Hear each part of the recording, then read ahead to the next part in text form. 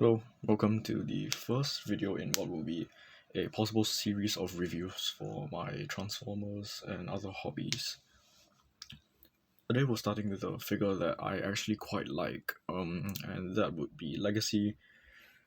I'm not sure which wave it is, but this is Diaclone Universe, Clampdown from the Velocitron Speedia 500. Yeah, he was packaged in vehicle mode. I don't have the box, I threw it away. I've had this figure for a few months already, but yeah, and I feel I can now make a review on it. So out of the box, Clampdown comes in his stock variants, the Lamborghini Countach, not a Lamborghini Countach LP400.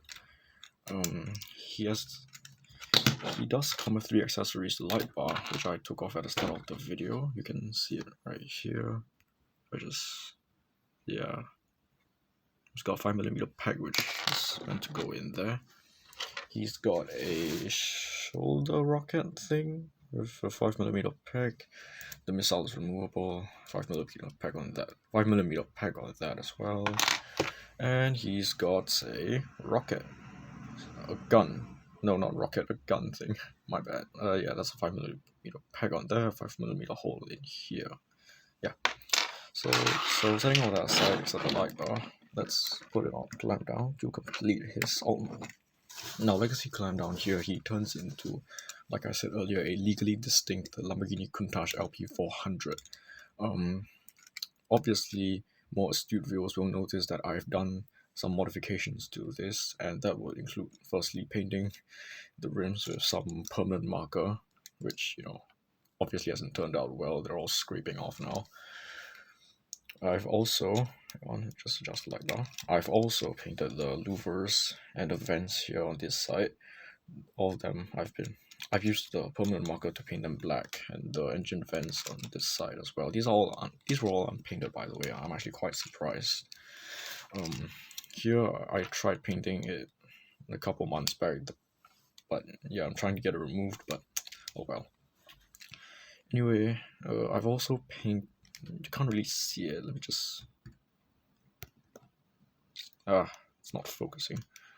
But you can see. Yeah, there we go. You can see I have actually not paint. I've actually colored this part in permanent marker. Actually, no, I don't use this part. Yeah, much better. Anyway, so there's that. He's quite a fun little thing to mess around in car mode. I will put the scale on screen now. You can pause the video here to take a screenshot or something. And yeah, that's it. He's a Lamborghini Countach LP400. There's nothing much to say about it. He has here, if you'll see, a focus, come on. We can't see it because my phone camera is kind of utter garbage, but here he has an Autobot logo. He has the word Cybertron on here. It's that little streak of white you might not see there. He's got headlights. But just focus. Not whatever. Yeah, he's got headlights. Here he's got another Autobot badge. My goodness, my camera does not like to focus. Anyway, yeah, but the one issue I do have with this is that in the original G1 release, and in the Masterpiece, he did have a similar design or a similar paint scheme, that being that his base color is white with a black undertone. Now, my main issue with this, obviously, is that this is for the Tokyo Metropolitan Police Department's police cars. You can see it with cars like Prowl, who turns into a modified. No, not Prowl actually. Yeah, Prowl. Sorry. But yeah, you get my point. Prowl. He turns into a Fairlady Z ZS30 or a Datsun 240Z for those of you in North America. Yeah, but the thing is, he has police on here. Normally, you have the Japanese script on. Japanese script on his doors here, and then there'd be a small Sakura here. But I'm sure Toy Hacks has already released a kit to fix that problem, so I can quit complaining. And that brings me, and since we're on the topic of realism, let's talk about the scale of this guy. Um, wow, it's kind of scuffed. The scale's on screen right now if you wish to take a photo of it, should take a screenshot and, But he's he's a legally distinct Lamborghini Countach LP400, I get it. But the point, it's, he, I, I don't even know what to say, man. He's disproportionately low, right? So, he can't, I can't even close one eye because the scale is just so off. Anyway, here's a look at the underside of the carcass. Everyone has to see what the bottom of the car looks like. He does suffer from visible head syndrome. Just, hello. Yeah, the lighting's not very good, but you get the drift. He's got 5mm ports here and here. What you can do is you can take the aforementioned weapons. Goodness. You can take the aforementioned weapons, plug it in there. There you go. This is stupid. Again, the 500mm port system is obviously brilliant if you want to make something like an armored up police car or an armored up civilian car like we have here, but there should be the option for weapon storage that's hidden in the vehicle rather than just being a stupid armored up car. Take for instance alternators, rotors here, which I will review once I get a better quality camera, obviously. This is a figure produced in 2007, right? And you want to know where his weapons are? You have like 3 seconds. Come on. 3, 2, 1. There you go. If you didn't guess the engine, you're wrong. This is a small block right here. I can't exactly move it right now, but if I were to just pop it off, pop down the driver's seat. Yeah, there we go. Okay. Yeah, look at that. That is your weapon. Why doesn't Hasbro do something more like this? Honestly. This was, mind you, this toy at the time of filming was released 17 years ago, right? It was worth, I don't even know how much it was retailing for. I'm not gonna, because I don't live in the USA, obviously, so you could probably tell from my accent. But yeah, you get my point. That figure is 17 years old. He has inbuilt weapon storage. And then you have something like this, right? 16, 17 years later, you have this with 0 weapon storage under the car or anywhere that isn't conspicuous. I mean, you have something like Transformers animated Jazz, right? His nunchaku turned into his exhaust ports, which I cannot stress enough what a genius design that is. Like that's the kind of weapon integration I want to see, not something. I mean, obviously this is cool, how weapons, but I kind of wish there was an option to, fold this up and then just put it in here or something. But overall, he is quite a solid. He is quite a solid car. Now for robot mode, start by opening up these 2 flaps. Now you want to make sure that they're opened up nicely, like nice and perpendicular to the rest of the car. Then you want to go on out here and rotate this 180 degrees and force this one down, because that will actually fold down these feet. Then straighten it out. You push into little tab things I showed you earlier. Then you split, and that's your legs. Now for the rest of the body, Now for the rest of the body, you just spin this 180 degrees, open up his side flaps, bring out his arms, straighten it out, unfold his fists, fold that flap in, do the same on the other side. Then you want to make sure that these are spread as far as they can. Again, perpendicular, flip on the little waist thing, then push down the entire front of the car. And oh dear, and there you go. That's Clampdown in his robot mode.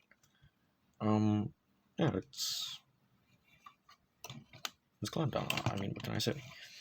Obviously he is a recolor of the Siege / Kingdom, well, more Kingdom sideswipe mode, and yeah, it's quite nice, honestly. His aforementioned accessories, his rocket launcher can plug into there, like a small little nub here that the rocket can plug into. Now correct me if I'm wrong, but this isn't entirely G1 accurate because the shoulder rocket should be on the right side. So what a lot of people would like to do is to just put it here, but immediately you see that there's a problem. The head articulation is going to be limited. So, but I do have a solution because you can remove the rocket, like I said earlier. You just spin the sucker around. Yeah, it fits not very good. Come on, focus, whatever. Yeah, the fit's not very good, but just put it on there. There you go, problem fixed. As for this, you can mount it on his bicep, so he can use it like Starscream's null rays. You can have it like Megatron's fusion, for goodness sake, like Megatron's fusion cannon, or you can do the classic, make him hold it. So yeah. Anyway, onto articulation. Ball joint at the head. He looks up decently. He looks up and down that much. His arms do a full 360, 90-degree outward motion, bicep swivel, 90-degree at the elbow. His wrists turn in, but that's more for the transformation. But you know, articulation is articulation is articulation. A full 360 waist swivel, and he's got kick that far. He can kick that far, so he can split, obviously. Now he, oh dear, I'm just gonna remove this. This is getting annoying. But he can also split. Yeah. His knees, they have a bend, so if it's straightened like that, it can probably bend about that much. That's a slightly less than 90-degree bend, but whatever. Yeah, he's got a thigh swivel. Is this a thigh swivel? Not sure. Anyway, and an insane ankle pivot. So yeah, that was articulation.